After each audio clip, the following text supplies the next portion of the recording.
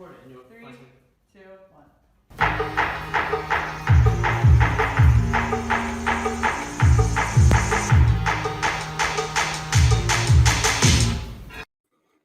Josh, we just went live. We just went live, and I realized we missed a huge opportunity. What? I know, like, dude, we should be reporting live from the farm show. How did we miss that we should be doing our show this week live from the farm show? That was a missed Dude, I can't opportunity. go from the farm show. Every time I go to the farm show, I get sick. And I'm not talking Uh, COVID related or anything. right. From the time that I was a little kid, every time I went to the farm show, I got sick. So I haven't been there in about 25 years or 30 years. Really? That's crazy. Yeah. My parents take my kids, which is Yep. fun. But Yep. just something, it's like I know that 3 days after I show up at the farm show, I'm gonna be in bed. So I don't That's go. hilarious. So I am so here's what's crazy. So it's a Martin Luther King weekend, obviously. And I know that we've got so early dismissal on Friday, no school on Monday. The problem is it's like 0 degrees outside. You know what I mean? So, like, it's even too cold to go skiing. It's too cold to do, like, there so I don't even know what I don't know what, I'm doing this weekend in total with the kids, but I think that we're gonna go to, like, a museum or something like that on Saturday, and That's cool. Friday, because we've got an extra because it's an early dismissal, we're going to head up to the farm show on Friday after lunch instead of going up on Saturday like we typically do. And I heard somebody who was there this past week who said that the crowds are much smaller than usual at the farm show. So Well, that's not too bad. The thing that always got me was the defecating animals right mm, next to all of the fun food that they have there. Like, yeah, throws me off every time I hear about so it. it's too much for you, Philadelphia city boy. I get it. I get it. It No, makes sense. no, it's not even. Listen, I grew up in Mount Joy, man. That's Like, true. That's I'm true. You not did. like a city guy. I That's love true. the animals. I love all that stuff. It's the sickness. It's a mental thing. Anyway, Hey, so this is the Give Build and me- Grow with Real Estate Show. that's right. My name is Judah Hoover, and this guy right over here is Josh Weidman.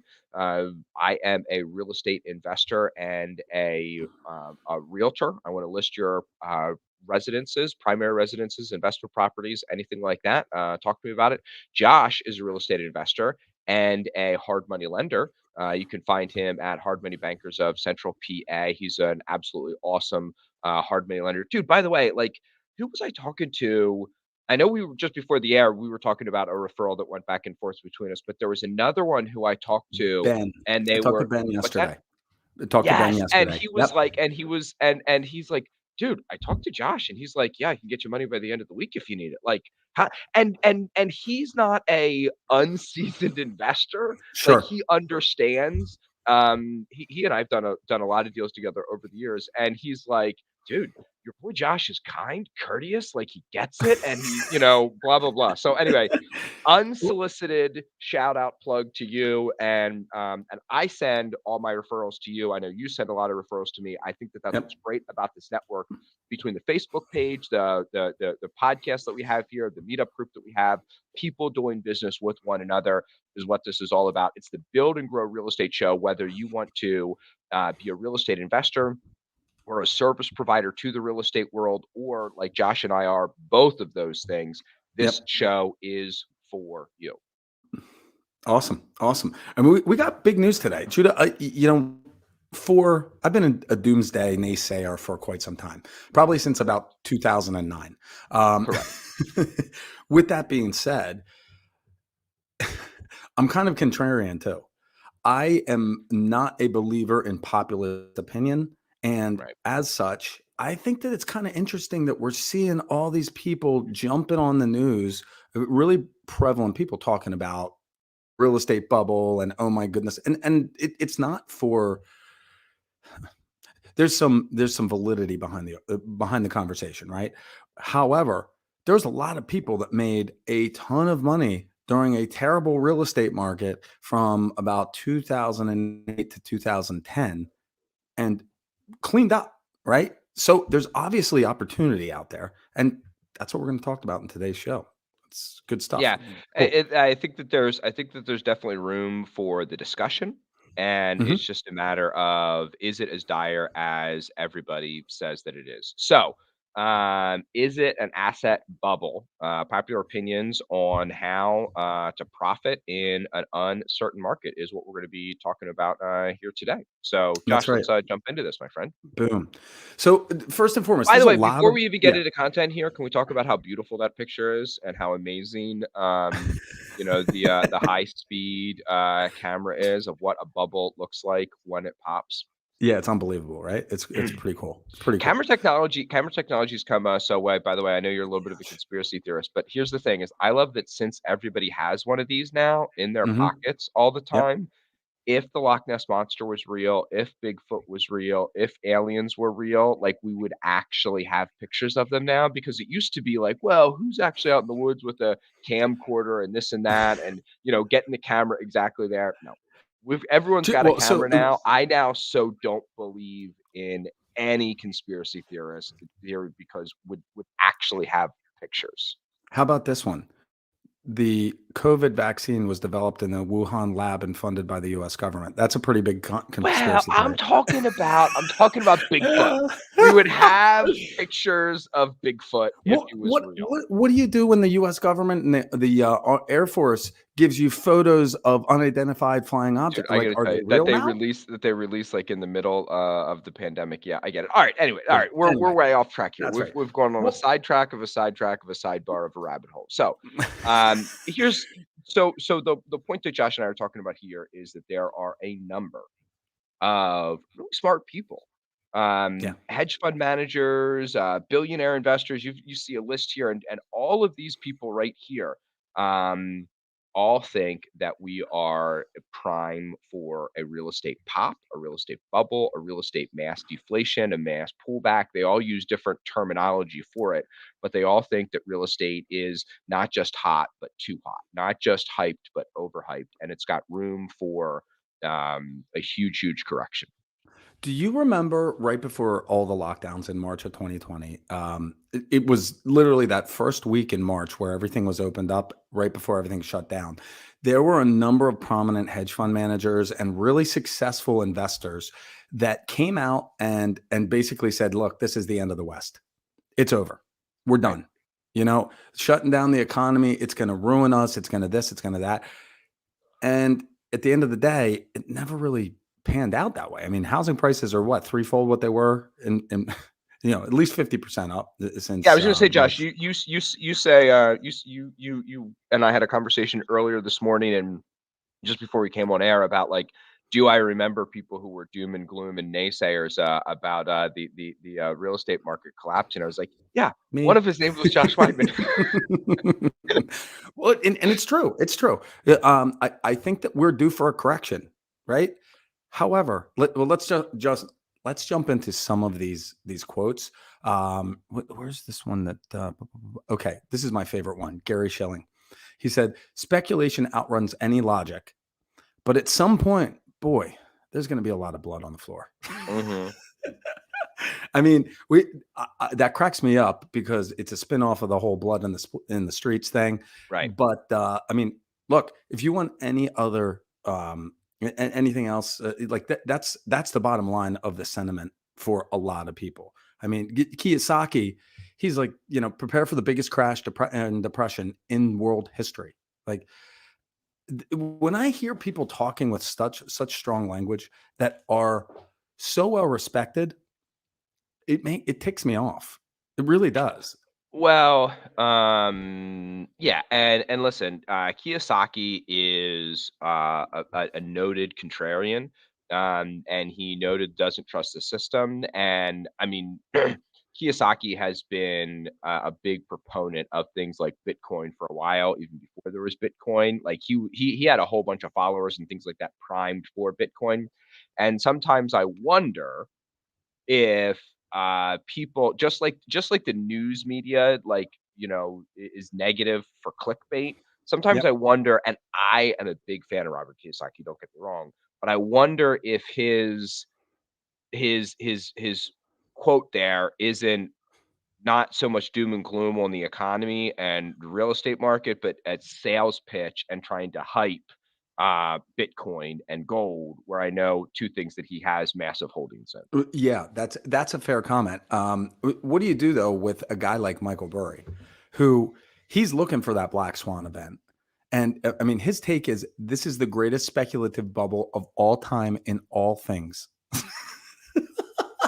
I mean, it's wild. Like these are smart people, right? Like, Right, so he's saying, like, even bigger than the tulip bubble, you know what right, I mean? Like, right. that just I mean, when some for me, like, here's how I interpret that, like, that just is so, uh, Self-important. bravado, so Yes, verbose, so yes. overhyped, it loses its credibility, like, I that just doesn't pass the The sniff smell test test. for me. Right. Like, I just have a huge, BS detector, and that just you It's shouldn't have to sell your point that, well, aggressively if you that's I actually guess what believe I'm it. saying. If you're an investor and you're trying to raise capital for your investment fund, right? You can be a contrarian and go against the markets and show how you've done good things in the past. But why would you focus on the bubble as opposed to the opportunity? Right, Because that's the sale, right? It's what's the opportunity that is going to make that's going to open up in this bursting bubble type scenario and whatever. It just seems to me that there's a lot of people that are getting their bylines and their name in the news by talking about how terrible things are going to be in the coming months and years. Um, even this guy, what is it? 20. Okay, so 550 some odd years ago, this guy Nostradamus was making predictions. And I think it's important that we go back and look at what he had to say. You know, I mean, skyrocketing prices, right on there. right, Um, a failing economy. No, we don't have that right now. right. But global starvation and wars over natural resources. There Uh, was a th- movie about an asteroid strike. Does that count? In 2022, wh- Don't Look Up came that might out. be it, dude. So, You know what? Nostradamus Maybe was right, I he mean, didn't. just There was no movies then. right, Maybe he was looking through the eyes of someone watching that movie, and he's right, like, "An right, asteroid's going to hit the Earth." It could right. be. You don't know. You don't know. But rising temperatures, 40 years with no rain, and then that's to conclude with massive flooding. And the biggest one, this really impressed me when I was looking at this prediction. He predicted artificial intelligence that would make humans immortal. Well, Nice. listen, I maybe we gotta change our position. Did he mean did is it a misspelling? Did he mean that, artificial intelligence would lead to making humans immoral? Is that maybe what he was going for there? I think that's probably a possibility. Yeah, that was a good call. I like that one. I like that one. This is one of my favorite quotes by Oscar Wilde. Everything popular is wrong. Right, And just think about that. You know, you think about all of the popular things that have run through financing.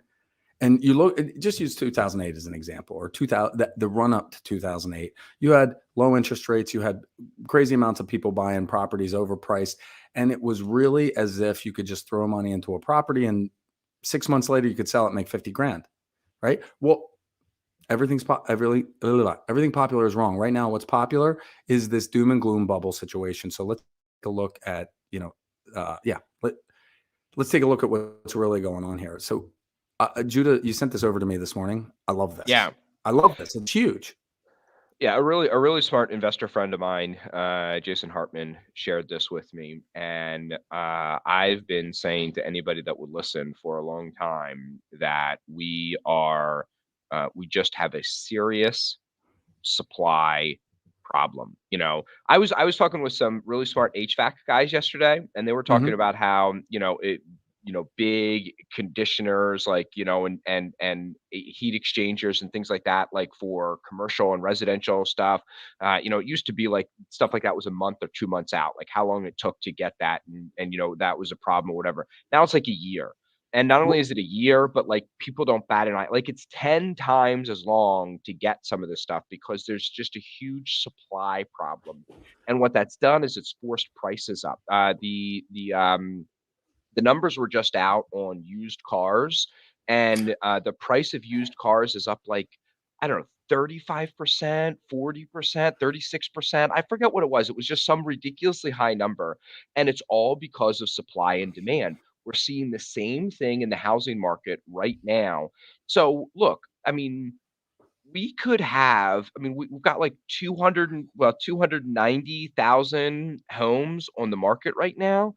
If we had 3 or 4 times that, we'd be looking at, a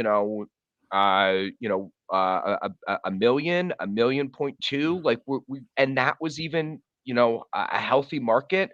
Mhm. 2015 was when this recent bull run started in the real estate market where we were kind of recovered from 2008. Like we've got a serious, serious, serious housing shortage problem in America. Yeah. Yeah. It's a big problem. You were talking about what the heck am I trying to say? Getting a heater. So I put in a heater last spring, right? And I'm Right. talking to the guy as he's installing, and we're having a discussion. He says, you know, when this whole shutdown thing started, we had maybe 2 dozen heaters sitting in our warehouse, and we could go and pick it up and replace what when we had to. And if it took a week or two or three or whatever to get the parts in, it wasn't a big deal because we had that inventory sitting there. And he said what ended up happening is we end up harvesting the parts from the equipment that we have because we need a pump, we need a filter, we need this or that or the other thing. And he goes, now instead of having 20 units in there, I've got 10 units left and half of the parts are gone Right. because the backlog for part replacements and manufacturing and all that kind of stuff, we're getting squeezed on all ends. And if you think that the construction industry is going to come and all of a sudden fill this void, think again. I mean, there's a lot of 55 to 65-year-olds that are working on job sites that aren't going to be around a heck of a lot longer. And there's not the inventory of labor, of skilled labor to go in and replace them. I mean, that's going to be a big problem coming for years. And I think there's something to be said about having skilled labor and having to pay them. It's going to be the increased costs in housing is not just going to be on the material side, but the labor side is skyrocketing. Yeah, I think that what we're going to continue to see is durable assets, durable goods like housing, things with intrinsic value continue to go up. Josh, I don't know whether this is a slide that's coming up or not, but it's one of the things that we talked about is commodity prices are through the roof. Yeah. And and commodity prices and commodity stocks could be the place to park money moving forward, because it's like what you said earlier, Josh, is there there's no good time or bad time to invest. Right. It's just what are you investing in? Where are you investing your money? How are you making your money?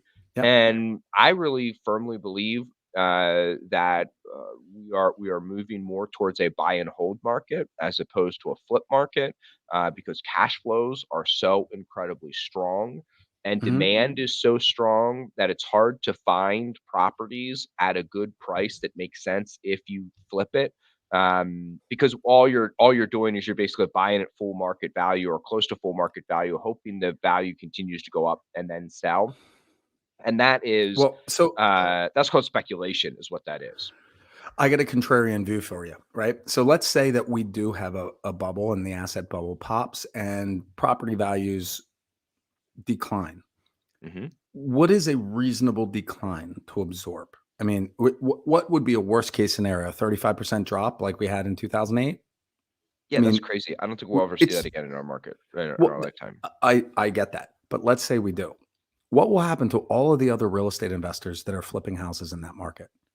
They're Yeah, gone. they're gone. They get wiped out. Right. They'll get wiped out, but I'm not even saying wiped out. Most of the investors that are buying today have done one or two or three flips, right? Right. In the recent market, they haven't gone through a long timeline of ups and downs in the whole 9 yards. Those people will leave, right? Like, why would you stick around? The people, the experienced investors, they're going to be the ones that are sticking around and stepping in and buying these places. But now, instead of buying them at 70 cents on the dollar or 80 cents on the dollar with construction and hoping the value continues to climb, they're going to be buying at 50 or 60 cents on the dollar. I mean, like huge discounts off of the adjusted value.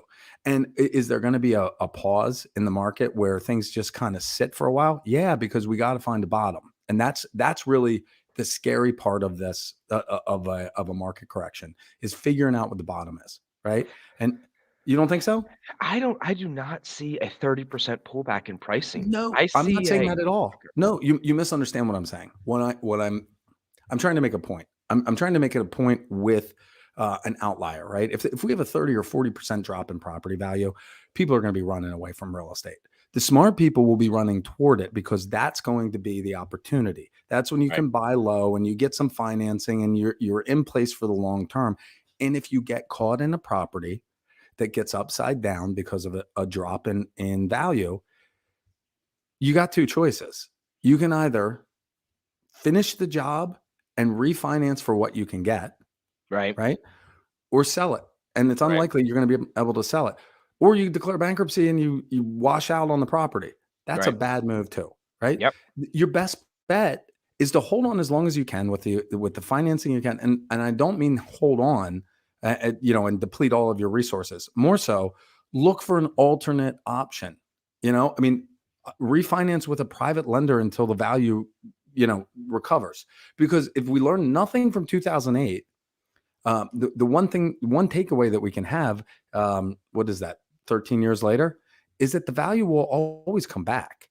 If it's in a good piece of real estate in a decent area where you have a demand for rentals, or you've got, a demand for the school district or whatever, those values will come back. Right. As long as you can cash flow the asset, why not hold on to it? Right, and here's what makes real estate different than stocks.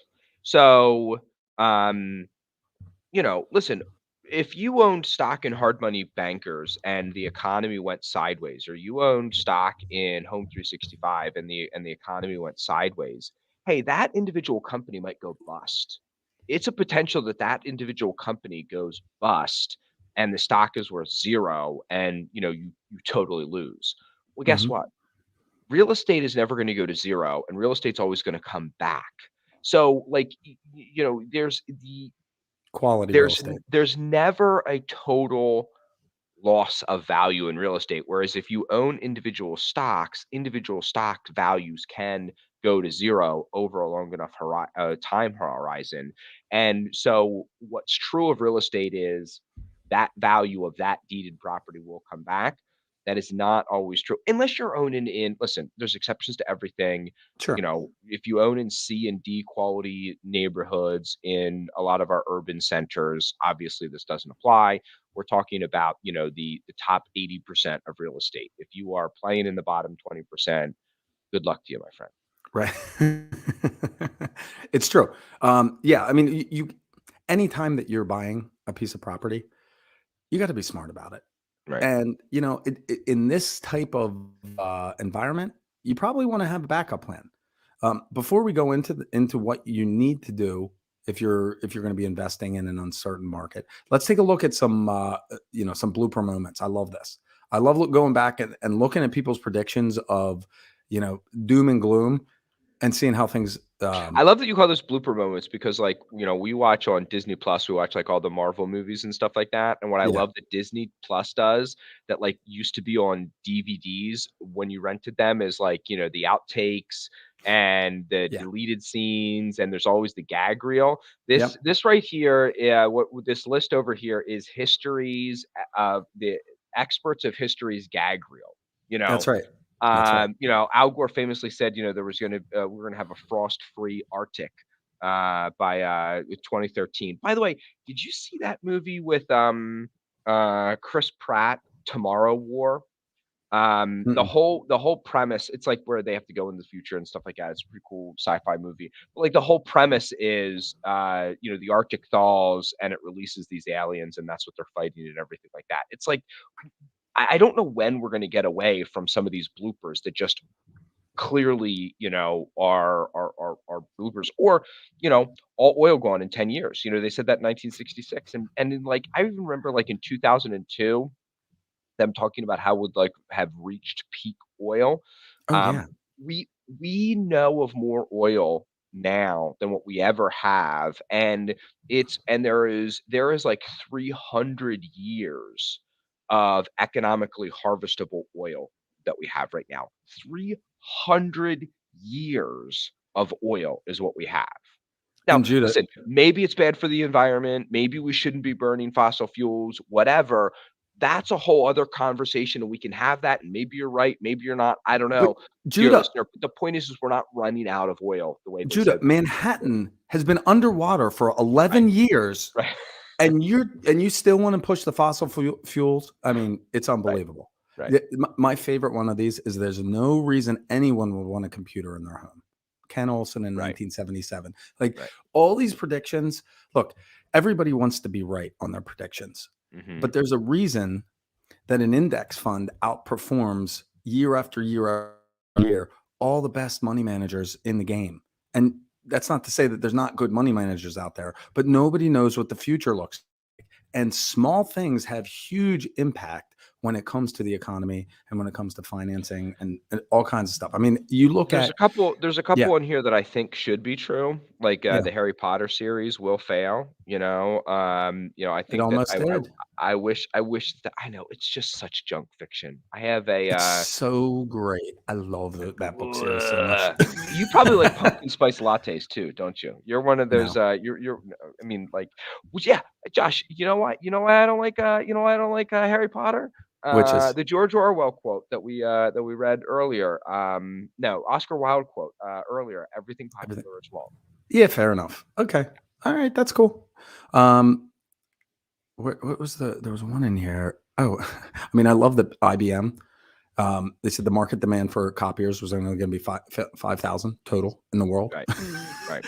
All right. So now that we're done with the naysayers, right? How can you have success when there really is uncertainty? Because we don't know what's going to happen in the next several months, and the Fed announcing that they're going to have rate hikes and they're going to limit the amount of money supply in the system and all that kind of stuff. It boils down to some really simple things, right? Number one, be patient and be cautious. Look for the other shoe that can drop in a deal, and just be aware of it. That's a big one. The second one, and I'm going to let you finish this out, Judah, is use written rules to evaluate a potential deal. This is something that I don't know. Someone showed me this several years ago. If you're looking at a deal and you get emotionally attached to it, you're going to make a bad decision. And a lot of times, if you're looking at deal after deal after deal after deal and you keep getting shut down, emotionally, it can be really frustrating. And you can end up making a bad decision on the wrong project. So if you start by writing down, these are my criteria, this is where I'm going to put my money, this is how I'm going to invest it, and this is what I'm going to expect from the return. And you Now, should get you yeah. should get granular with that. Most banks will lend with a debt coverage ratio of 1.2, 1.25. In order for me to invest in something, it needs to have a 1.6 debt coverage ratio. I don't like to invest in something unless there's at least a 1.6 debt coverage ratio. I have that written down so that I can't Mhm. lie to myself when I'm looking at something and I'm like, well, it's like 1.4 debt coverage ratio. That's like way better than what the bank is requiring. Therefore, this is a good asset. No, it violates my standards. It goes against when I sat down without Mhm. any, emotional attachment to any deal in the calm coolness of my house and just thought about what I'm going to, and then went back to it and reevaluated and thought about and, goes through several revisions and talked to other people. This is my investing criteria. This is how I invest. Well, and it helps you in a number of ways. One, it limits your ability to buy a bad deal. One, more than that, though, it allows you to quickly evaluate a lead. The one thing that when I was wholesaling, we used to get 1 to 200 leads every single day. I'm sorry, every single week. Right. It sounds like a lot, but It was manageable, but sometimes it was like drinking water from a fire hose, right? Sure. Well, in order to go through those, you have to have a litmus test that you can very quickly determine, is this person going to be a good lead or somebody to follow up with? Is this Right. somebody that wants to sell next week or do they want to sell in 6 months? Right. And you can kind of gauge that. But by having having your criteria written down, you can boil that criteria down to about 2 or 3 questions that you ask on the phone. And it's like a yes, no. Do I continue with this person or do we shut them down and put them in a follow-up Yeah, sequence? quickly, as Brian Tracy says, you got to be able to quickly separate the suspects from the prospects. The That's next right. thing is explore new investment strategies. Now, what's funny about this is it kind of, in some ways, violates the bullet point in front of it, but not if it's done intentionally. Not Hmm. if you say, "Hey, you know what? Me and one of my business partners, we're looking to do something that's a little bit different from a lot of other things that I've personally invested in and his personally invested in the past, but we sat down carefully and considered, hey, moving forward, because of the market that we're in, we should invest in this asset class, and this is how we're going to finance it, and this is what we're going to do, and we carefully considered. So explore new strategies. Maybe you should wholesale more or wholesale less if you were a wholesaler before. I work with a good buddy up in the Lehigh Valley, and he's been a wholesaler for like 15 years, and he's making a shift in his strategy where he's going to start syndicating these single family homes that he has been wholesaling and do a bunch of micro syndications on them. And because of the market that he's in and where he is and what he sees moving forward. Well, so on that note, I think I typed this wrong. It shouldn't be explore new investment strategies. It should be explore different investment strategies. There's different Well, times. nothing's new under the sun. New for you. Exactly. That's right. That's exactly right. New for you might mean subject to, might mean seller financing, might mean paying more but bringing less to the table. There are different strategies for different parts in the market, and we've done shows about this before. But at this point, it's just important to realize that you don't want to take a deal and try to make it work. But if you have a couple strategies that you're comfortable with, well, maybe you have a couple different litmus tests. This one's going to be a great rental. This will be a great flip. That one over there, I can wholesale. Whatever the case might be, you know, having a couple different exit strategies at your disposal, it can be really beneficial. Yep. And yeah, I mean, the other thing is you've got to pull the trigger. You've Yeah. got to be willing to you jump in the pool. The water's fine. That doesn't mean be reckless, and that doesn't mean take unusual risks. But you've got to be able to pull the trigger when appropriate, and you also need to listen to your gut. You need to, maybe it's your gut, maybe it's the Holy Spirit, maybe it's karma, maybe it's the universe, but like there's that voice that you hear, and you should probably listen to it Yeah. and ask some questions, and if your gut is saying, you know what, this is a good deal, then do it and don't let fear get in the way. And if all else fails, if all that fails, Josh, I think that you and I go to market with the mugs that are printed up that say everyone's entitled to my opinion. I love That's it. I right. think that we should sell those mugs. I think we'd make a mint. There we go. There we go. I love it. I love it. Yeah. So look, regardless of where you are in your investment career, whether you never bought a property before and you're looking at the market right now and saying, "Oh, I think I'd like to invest, but oh man, now we're in the middle of a bubble. What the heck am I going to do?" Or if you have 50 rentals and you're wondering, "What should I do here in the next couple months or years?" Look, there's opportunity out there, regardless of whether this is a bubble or it's not a bubble, regardless of whether this is, we're going to have a major market crash or next year we're going to be having the same conversation in the first week of January, right? The Fed's probably going to raise rates. We're probably going to have less 3 or liquidity in the 4 market, times. right? It's probably going to happen. You know that. Make good decisions based on the information we have. That's what it boils down to. Don't listen to all the naysayers telling you that you can't make money in real estate and everything's going to collapse and oh my gosh, it's the end of the world. It's not. This is one moment in time. Things are always changing. That's what life's all about. So make good decisions, keep looking at deals, making offers. Hard money bankers, we're going to be around to fund your loans for years to come. And Jude will be here to list and sell them. So that's awesome. See Awesome. everybody. Have yourself a great day, and we'll be back here at noon Thursday a week from now. Awesome. All right, guys, have a good weekend. Take care. See everybody.